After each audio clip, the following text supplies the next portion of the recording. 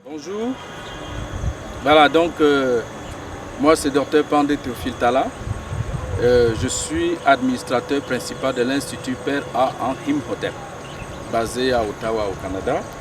Et donc c'est dans le cadre de nos activités que nous nous trouvons au Cameroun, plus précisément à Yaoundé, dans le quartier dit Ebana, où nous avons un projet, nous sommes en cours de monter l'institut, non, la clinique Père en Imhotep, n'est-ce pas, pour pouvoir diffuser une partie de nos travaux. Et donc, j'ai dit tout à l'heure dans une des vidéos que je suis médecin interniste, diabétologue, investigateur aux essais cliniques de médicaments, mais je suis également, je me réclame de ce qu'on appelle les médecins renaissants. Donc je vous dis, je suis médecin renaissant et camitologue. Donc je suis là pour vous présenter un des fleurons de la médecine lapyro-pharaonique, c'est-à-dire ce que l'on a appelé communément les cylindres d'Horus, n'est-ce pas? Vous voyez là, il est présenté dans un sachet, dans une sacoche comme ça, avec un dépliant à l'intérieur pour vous expliquer les principes actifs. Donc nous allons découvrir un des fleurons de la médecine de la période pharaonique. Vous avez ici cette sacoche et mentionné dessus l'œil d'Horus, hein, n'est-ce pas?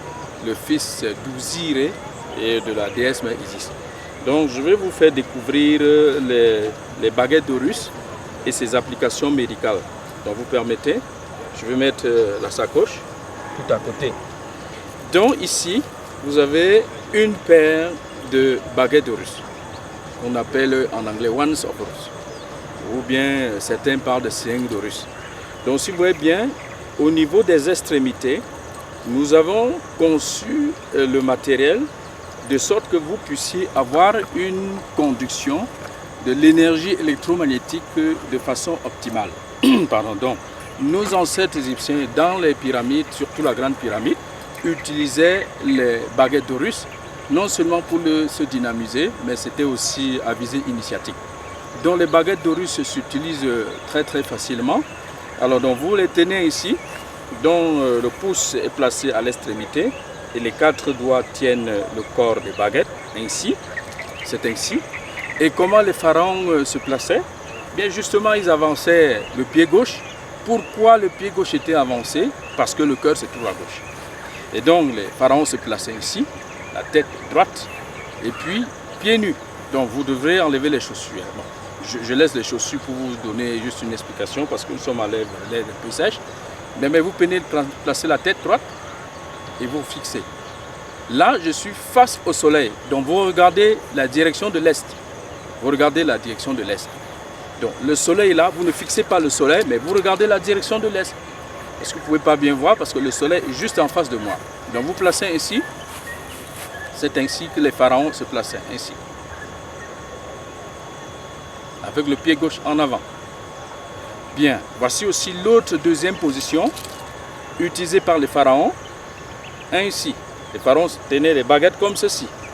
Donc vous allez voir en image qui s'affiche comment est-ce que les pharaons tenaient les baguettes, les différentes positions. Cette première position avec le pied gauche avancé en avant, la tête fixant droit, et puis vous avez cette autre position pour symboliser également une des trois ancres, c'est-à-dire la circulation de l'énergie. Donc voici une des façons de se dynamiser, comme ceci. Bien, vous devez absolument enlever les chaussures, donc si vous permettez, je pourrais me déchausser, mais vous devrez avoir les pieds en contact avec le sol pour être en contact avec l'énergie magnétique et le soleil, l'énergie électrique, pour faciliter la circulation de l'énergie électromagnétique. Et puis à ce moment-là, l'organisme est pris dans un cocon d'énergie électromagnétique très bénéfique pour la santé. Donc les pharaons utilisaient les baguettes non seulement pour se dynamiser, pour rester en bonne santé, pour se rajeunir, mais c'était aussi à visée initiatique dans la grande pyramide de Gizeh. Donc j'insiste beaucoup là-dessus. Donc les baguettes ont aussi une indication de dynamisation des aliments, des fruits et des eaux de boisson. Donc comme j'ai expliqué dans une des vidéos, les baguettes vous pouvez l'utiliser pour vous protéger de la pollution électromagnétique due par les écrans plats. Donc vous placez une paire de baguettes derrière l'écran plat. Vous allez voir en vidéo, il y a des photos qui s'affichent aussi. Bon, ou bien vous placez encore une paire de baguettes au niveau de l'ordinateur portatif. Vous placez devant, l'image va s'afficher là. Vous placez la baguette ainsi, ça vous protège de la pollution électromagnétique. Vous avez aussi également constaté que je porte une paire de bracelets électromagnétiques. Bien, vous n'êtes pas obligé de porter quand vous tenez les baguettes. Les baguettes à elles seules, ça suffit pour vous dynamiser. Donc, une fois de plus, regardez la position, comment je la tiens. Et puis, placez droit. Ou encore, vous placez ainsi, comme ceci. Et puis, vous dynamisez. Donc, j'insiste beaucoup là-dessus. Nous sommes venus en pleine nature pour vous dire que les baguettes d'Horus s'utilisent également, non seulement à l'intérieur des maisons, pour vous dynamiser, comme je vous ai expliqué dans une des vidéos, quand j'étais à la clinique. Et maintenant, je vous dis, en pleine nature, vous devez avoir les pieds au contact du sol, carrément. Et puis, vous tenez les baguettes. C'est comme ceci. Vous devez avoir les pieds placés à même le sol.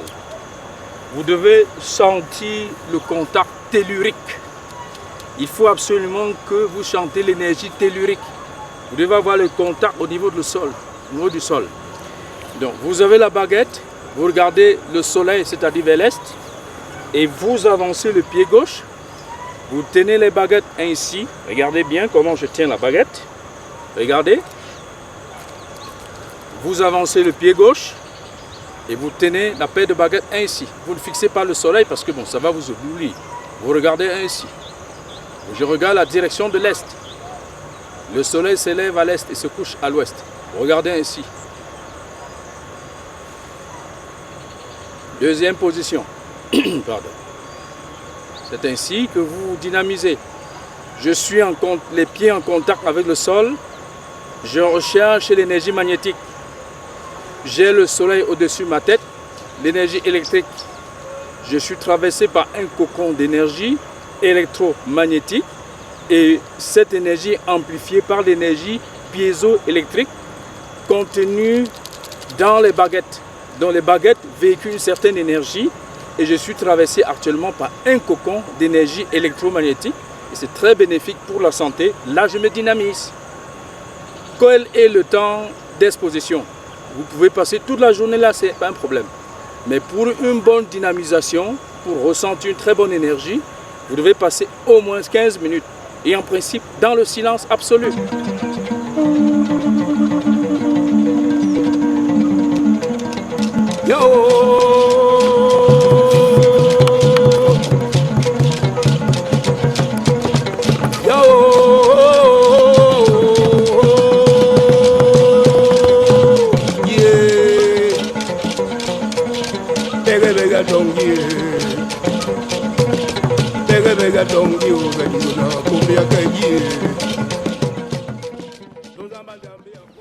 Donc l'autre position, comme je vous dis, ça c'est cette position, vous pouvez l'adopter toujours à la maison ou bien en pleine nature. Évidemment, idéalement, c'est toujours souhaité d'avoir les pieds au sol. Les deux pieds nus, je veux dire, les pieds étant en contact avec la terre. Donc c'est toujours mieux d'avoir les pieds au niveau du sol pour rechercher l'énergie magnétique. Et vous avez au-dessus de votre tête, n'est-ce pas, l'énergie électrique qui est produite par le soleil. Et donc lorsque vous tenez les paires de baguettes, comme je vous ai expliqué, vous êtes traversé par un cocon d'énergie. Et lorsque vous tenez la paire de baguettes entre vos mains dans cette position, la chaleur produite par notre corps chauffe le dispositif électromagnétique contenu dans les baguettes. Et là, à ce moment-là, ça dégage ce qu'on appelle l'énergie piézoélectrique. Et puis maintenant, cette énergie recircule dans tout l'organisme et ça procède à une harmonisation des énergies dans le corps. Donc, quand vous tenez la baguette, vous êtes assis ainsi, en pleine méditation, vous vous calmez, vous écoutez une bonne musique de relaxation.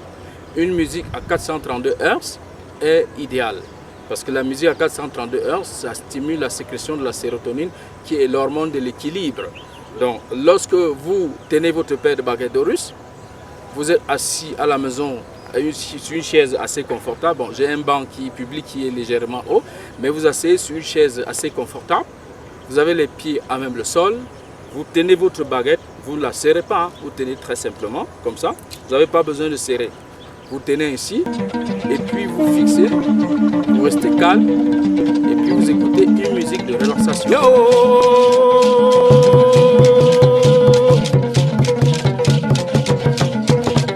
Yo!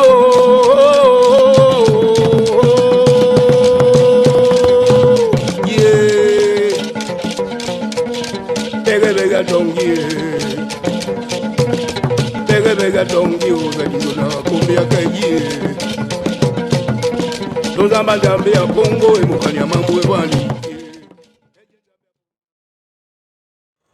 Pourquoi cette tenue spéciale? Je vais vous expliquer. On va commencer d'abord par le bonnet. Couleur blanche, rouge, avec un serpent là au-dessus. Donc le rouge symbolise la Basse-Égypte et le blanc la Haute-Égypte. Donc l'unification des deux terres, c'est-à-dire Tameri, signifie que vous avez la Haute et la Basse-Égypte qui ont été unifiées par Scorpion, n'est-ce pas, avant l'avènement de Narme Poisson-Chat Méni, qui a fondé l'état pharaonique 3200 avant notre ère.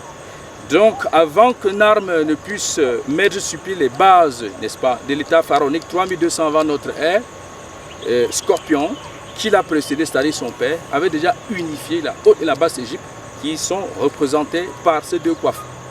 La couleur blanche et rouge aussi, ce sont des couleurs hautement spirituelles. Donc je ne peux pas entrer dans les détails. Et vous avez le serpent qui représente ici le symbole de la sagesse. Bien, vous avez ici tout ce symbole. Ça c'est la croix Ankh, c'est-à-dire l'arbre de vie des Égyptiens anciens, qui est en fait le caducée des médecins. En principe, le caducée des médecins, il y a l'arbre de vie, et il est enroulé, elle est enroulée, pardon. Il est enroulé, on dit un arbre, il est enroulé, n'est-ce pas, du serpent qui se trouve là, c'est la Réus qui se trouve sur la coiffe des pharaons. Donc vous les avez ici, tous ces symboles. Et cette tenue là, noir, rouge, noir, vert, rouge, ou bien encore, en principe les couleurs sont placées ainsi. Donc vous avez rouge, vert, noir, ce sont les couleurs du panafricanisme. Donc le rouge symbolise le sang qui a été versé par nos ancêtres dans les cales du bateau, qui ont souffert pendant les périodes des razzias négrières, transatlantiques et arabo-musulmanes. Le rouge symbolise également les menstrues de la femme, c'est-à-dire les menstrues précèdent la vie. Le vert symbolise la végétation, c'est-à-dire la fertilité du sol, c'est-à-dire la renaissance du Mama Africa, qui redonne à manger et qui redonne davantage de vie à ses enfants. Le noir symbolise la couleur originelle, c'est-à-dire les premiers êtres. Comme l'a dit le professeur Cheikh Anta Diop quand l'a démontré dans ses travaux, que les Kamites ou les Kémites, les premiers êtres sur la terre, évidemment, c'est nous-mêmes, l'Homo sapiens sapiens africanus, puis qu'on a baptisé après l'homme de Grimaldi qui est entré en Occident. Mais nous n'allons pas refaire ce parcours maintenant. Donc le noir, c'est la couleur originelle.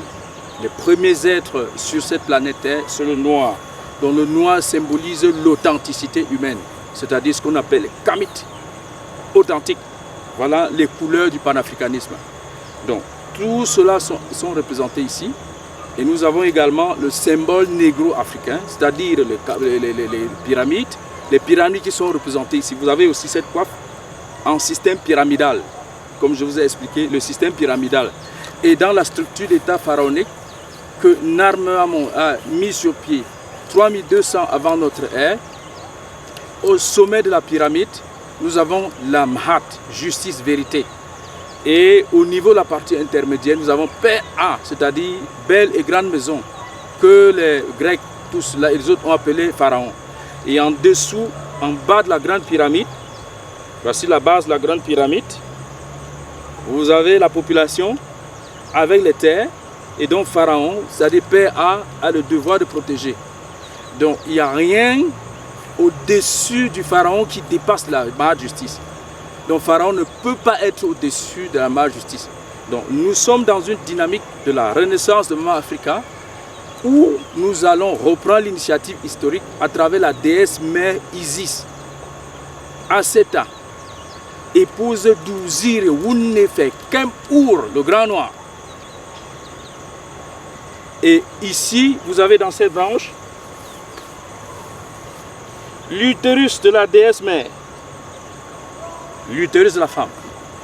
Cette branche symbolise le sexe d'Ouziré. Le sexe d'Ouziré qui féconde l'utérus de la déesse mère Isis pour donner naissance à Ni'or, Horus. Et vous avez ici l'œil de Ni'or. Il représente la trinité kamite. Donc quand on parle de médecine de la période pharaonique, il y a cette trinité qui sont au cœur de la médecine pharaonique, chapeautée par Imhotep, Imhotep, le père de la médecine, Ndjati de pharaon Djoser, 2750 avant notre ère. Le père de la médecine, le grand architecte Imhotep, Imhotep. Donc une fois de plus, nous disons, voici les fleurons de la médecine de la période pharaonique, les bagages d'Horus. Nous allons faire davantage de publications pour vous donner d'autres explications. Je suis davantage ému parce que Jésus sur la terre mais Kama. Donc j'en profite pour saluer tous les panafricains de la diaspora panafricaine, que ce soit ceux qui sont d'Europe, c'est-à-dire de Babylone, ou bien ceux qui sont dans les Caraïbes. Partout, je vous dis, Haché, Haché, Haché, Haché 3 fois, parce que 3, c'est un symbole, c'est un chiffre impair qui signifie que les énergies se déploient. Haché. Merci.